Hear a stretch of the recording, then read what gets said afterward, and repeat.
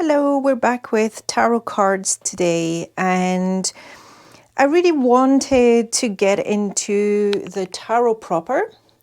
I've been promising this for a little bit of for a couple of months or so, since we started the Patreon channel, and I wanted to make good on this. So I was wanting to go through the suits, and generally one would go through the suits in the order in which they occur and are presented.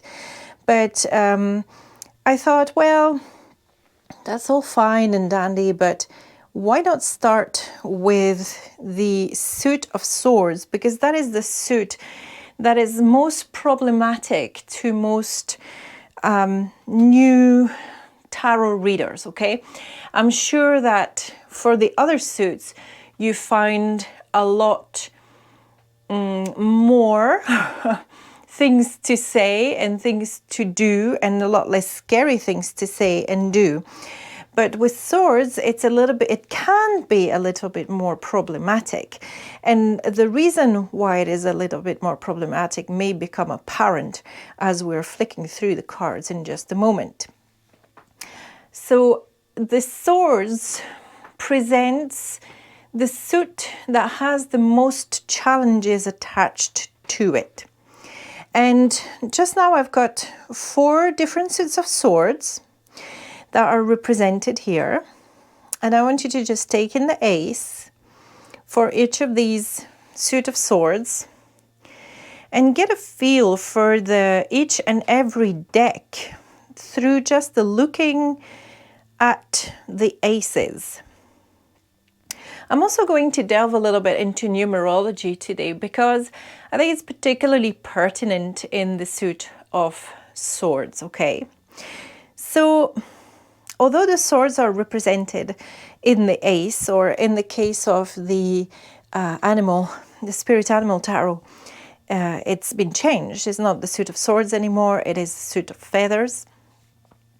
And it represents air, okay? And although the ace is the root of air, it is still materialized in either the swords or the feathers, okay? And often you will get one, because it is number 1, you will get one of the kind. So in this case, you have the energy, which is very nicely represented here. You have the sense of energy in all of the aces. I would say the one that is maybe least energetic is this one over here, where there's movement, but far less than if you take the other cards. You get a real feeling of clouds moving, storms preparing, rains preparing, and all of them carry that. So the suit of air is very often equated with mental functionings. But of course, I would say, being the child of water and fire, the suit of air is also going to reflect on water and fire. But I think reflect is exactly what it's going to do, because it takes in our mental processes and how we can wrap ourselves in our mental processes. I think that's probably why there's so many challenges in the suit of air.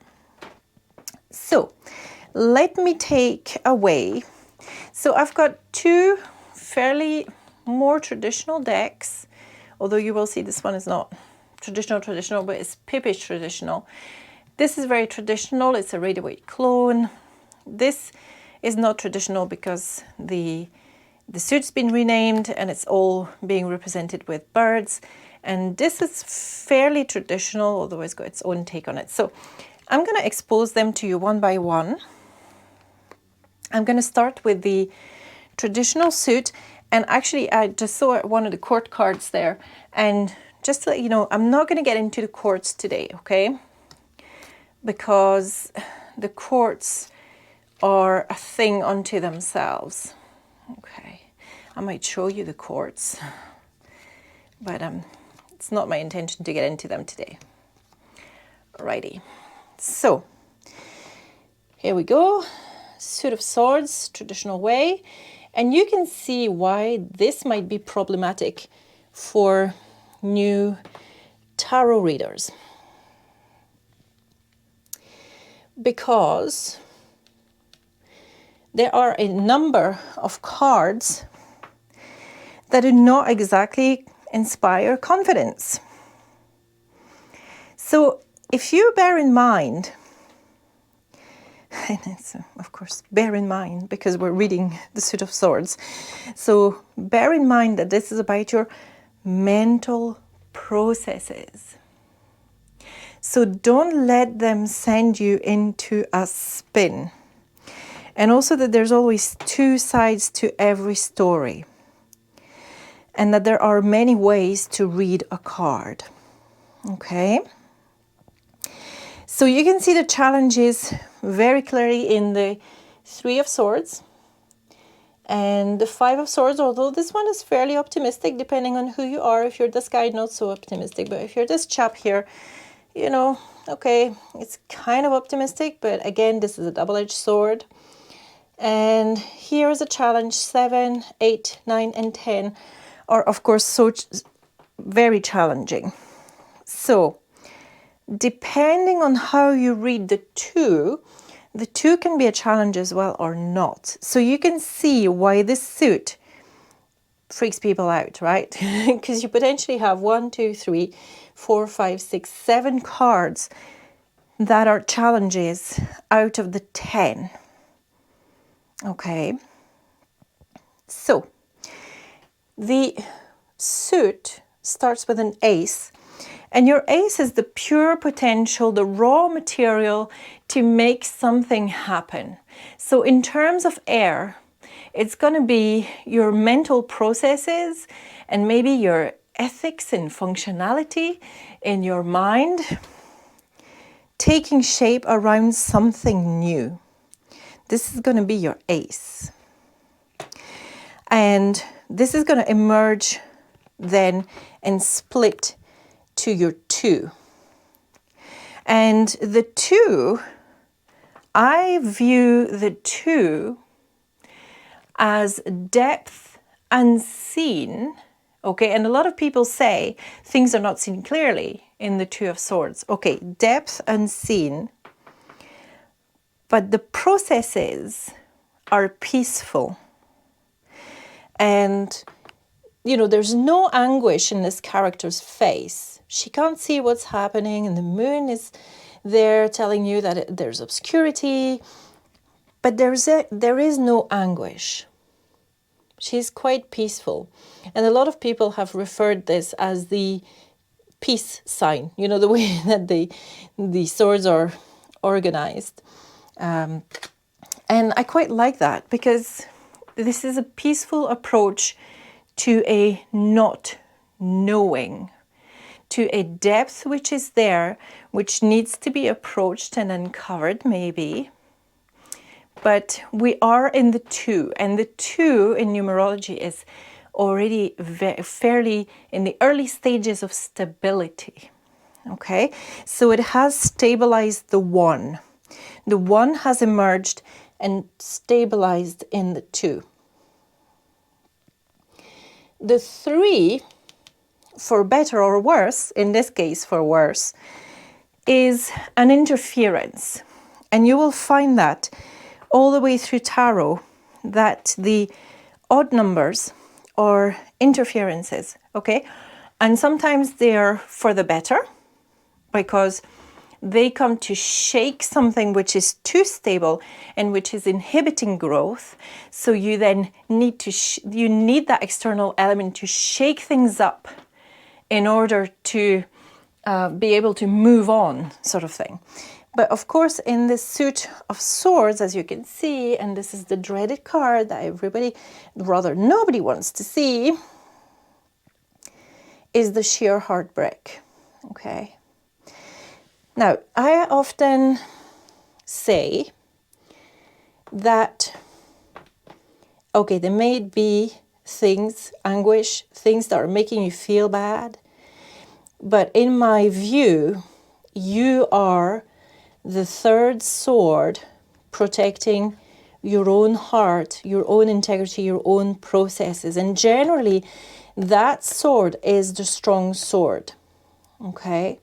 So remember that when we look at other decks as well. The heart here hasn't been torn apart. It's just experiencing some level of pain and anguish. And generally, depending on the cards that are surrounding the Three of Swords, it's going to tell you whether it's at work or whether it's in a relationship. Okay, the surrounding cards are going to help clarify what sort of anguish we're talking about. Okay. So on your journey through the 10 cards, after you've learned to deal with this anguish, you need rest. R&R, rest and recuperation. So the swords are peaceful. Again, we're back into the peace. We're not fighting. We are resting, recuperating, having a truce. Very important. There's nothing threatening about this. Although you know that it's only a truce because it's the 4, you have some stability for some time and some clear mind, processes for some time. Sometimes it may indicate that you actually need to retreat and regroup and just let things pause. The 5, depending on the system, this system is seeing the 5 as, I would say, more optimistic than a lot of 5 of Swords. Okay, so the Rider-Waite-Smith system sees the 5 of Swords as a lot more optimistic than, say, the Crawley Tarot. The Thoth Tarot by Aleister Crowley, the 5 of Swords is defeat. And this is defeat. It doesn't matter which guy you are, whether you're this guy, it's a hard defeat. But if you're this guy, it's also defeat. Because this has come at some great cost. You didn't just win by being nice. You won by being really nasty.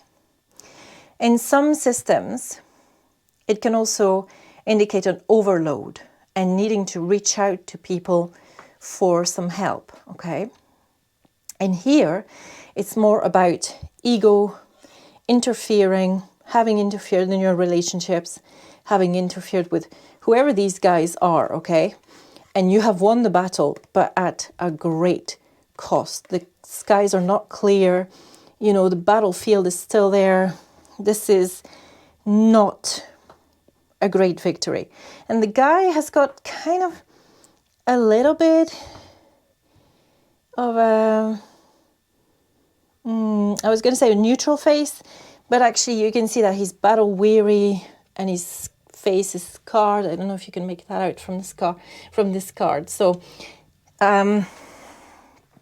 number 5, there has been that battle. There has been that outside element against which you have fought, and whether you have lost or won, it's a loss card, okay? It's always, the 5 swords, always a card of loss.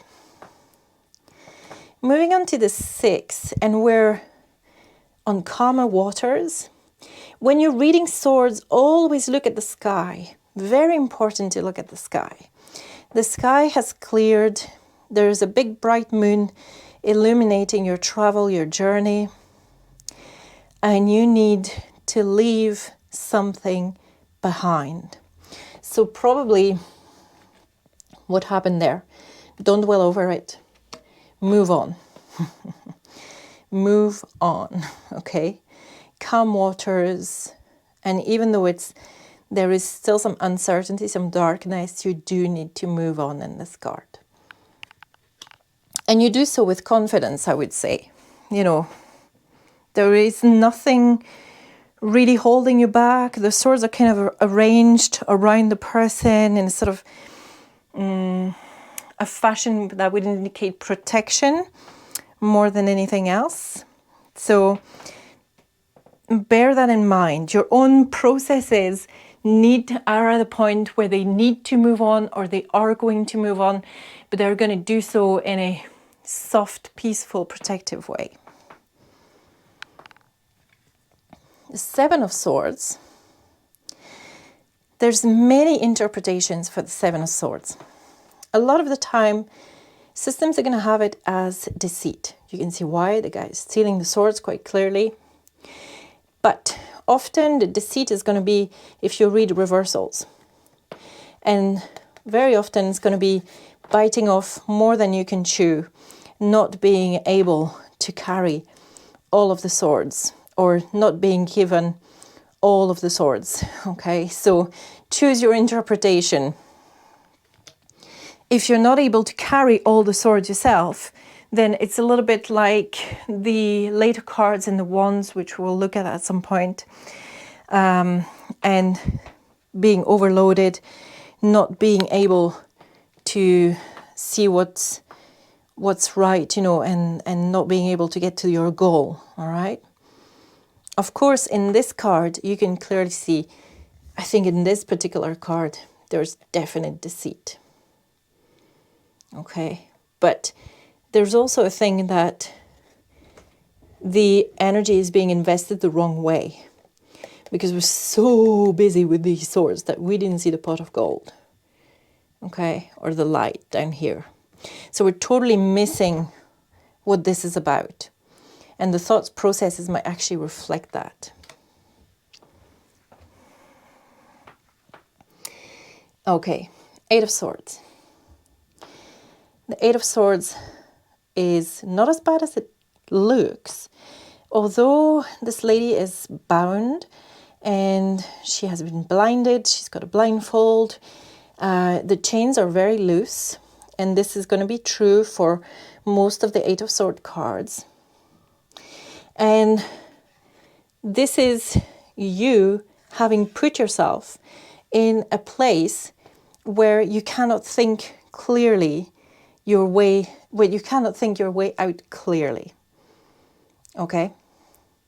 So this is all about your own mental processes, putting you in a poor place in order to let go and move on.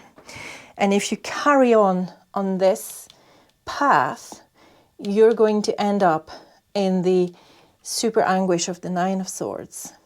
And the Nine of Swords is the depression card. But again, it's not something that has been inflicted upon you. It is you yourself surrounding yourself with these swords, with these mental processes, and not being able to see the wisdom that is there and the stable base that is carrying you. So you need to be able to see a little bit clearer. And sometimes the swords are oriented like a ladder, and you can use your mental processes to climb out of the hole, okay? The 10 is the end. It is done. You might as well move on. It's the completion of the suit. In this case, it's overkill, overthink, over very many things. Okay, it could be that it's external, that it's coming from the outside, but it could be that this has been internal all along. So the suit is basically warning us against taking stance that is too tough, that runs rings around us, and that is kind of putting us in a straitjacket of thoughts, and it's warning us about that. And you can see that this guy, the swords are not actually going through his back. This is one of the nicer 10 of swords where the swords are not actually going through. And there's outside help there.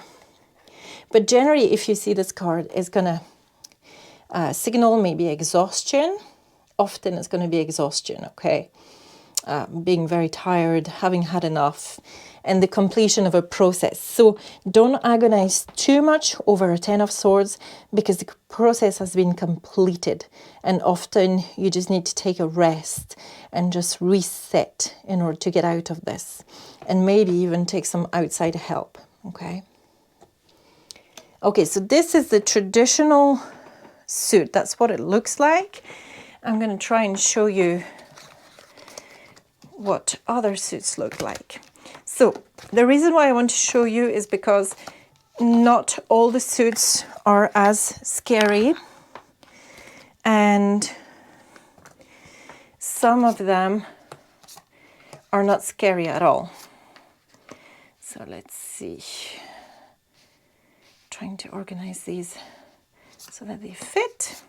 These are much bigger cards. Okay.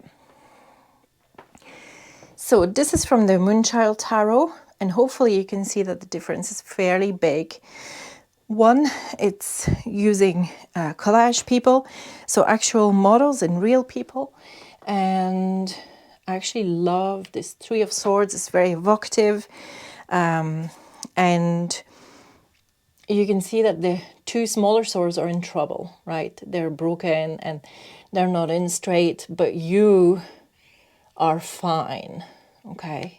And the heart is intact. This is what you need to keep seeing, that even though there might be anguish and there might be stuff which is not going right for you, it can go right. You just need to get into this space, okay?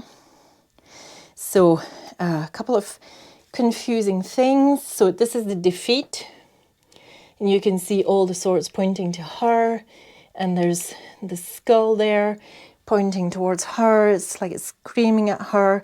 She doesn't look like she's having a particularly nice time. The colors are very gray. You know, the trees are naked.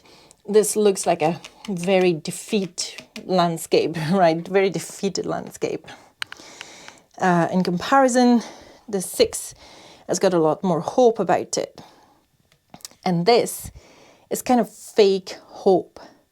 There's a hidden side to the situation. There's things that might appear something, but actually there is nothing that's going to materialize out of this. Okay, make no mistake. And then you get the 8 again, which is really interesting with the veil and not being able to see clearly. And we have the 8 swords, which kind of led us to this cauldron, which we are kneeling at. But it's not, clearly not releasing anything that's going to be helpful for us at this point. Maybe it will. Maybe we need to lift the veil. Surrounding cards will clarify. And the 9, okay. So again, we get this darkness idea. We get everything very muted, and the 9 swords kind of hang in there. And on the 10, even though you're getting the anguish, the swords are luminous, and the skies are actually in the process of clearing. So again, you get that completion, you get that 10. So in this Moonchild Tarot, I think that the swords do not look scary, except for this one maybe, because of the skull. But they're very acceptable and very easy to work with. I'm going to show you, in contrast, Kim Krans's Wild Unknown Tarot.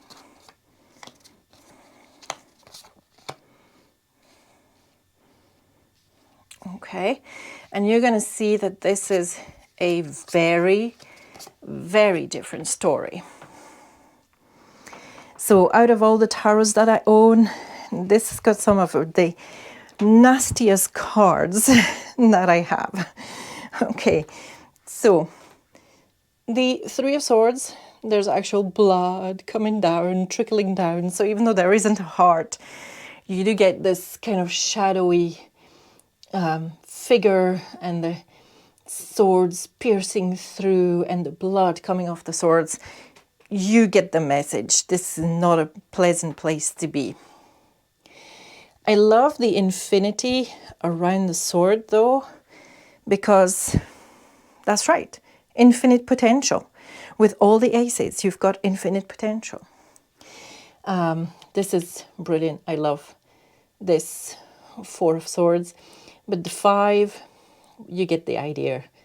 Yeah, this has been cut in two. This is ultimate defeat. The 6, you do get a travel towards the rainbow. The 7, again, I'm not keen to have used the fox, you know, this sly fox thing, and I'm really not into the sly fox thing. But here we are, the 8, the chrysalid, which is surrounded by the swords. So you are in this cocooning process, this process of generating yourself to a new place, but you are also surrounded by your old processes, and that's to be taken into account. And then this is the Nightmare card, as you can see very clearly. And then the it is done, total finished, total finished card, okay? And I think it's a carcass actually, more than a kill. It's more like this has been there for a long time, and maybe it's time to clean out the, you know, the remnants of something that's really old with this card. Okay. So finally, I'm quickly going to show, I know this has ended up being a very long video, but I'm gonna show you these cards, the feathers. So I do love the birds for representing air, and I love that they have taken different birds for the different cards, and they tell you what the birds are. I didn't know there was a bird called the grosbeak. Okay, so I just love this one. It's just so good. This is one of the least scary, but you are again getting the idea, right? The 3, the sad birds, 2 birds surrounding the third one and closing it and trapping it, yeah. And the 5, there's been a fight, some feathers, some stuff's been gained, but is it of any use? Was it worth fighting and losing your friendships over? Your 7, was it, stealing, the thief, the deceit, okay, with the magpie. This one's pretty self-explanatory as well. And I do love the 9 of feathers. It's one of those rare cards in this deck where a person actually happens, and very evocative of this person trapped in their own nightmares. And on the 10, you get the vultures gathering up. You don't even see what this is. Okay. But time to clean it out. So it's the same idea as with the Wild Unknown Tarot. It's time to clear things away. It's time to not dwell on stuff that's happened before anymore, but to just let it be, clear it out, and be done with it. Okay, so those are your little challenges, or rather your big challenges in the tarot. Okay, they are the suit of swords or air in other, when they're named something else, they can be named air. They can be named all sorts of things. Okay, I'll give you more examples as we go on. But this gives you a little walkthrough of how not to be scared of those cards. And don't forget that if you're not sure how to read something, you can ask your deck for clarifying cards. So maybe I'll do a lot of videos about that, about doing a simple spread with some clarifying cards, okay? Just now, I'll let you be and let you absorb all of this information about the suit of swords, and I'll see you soon with another suit.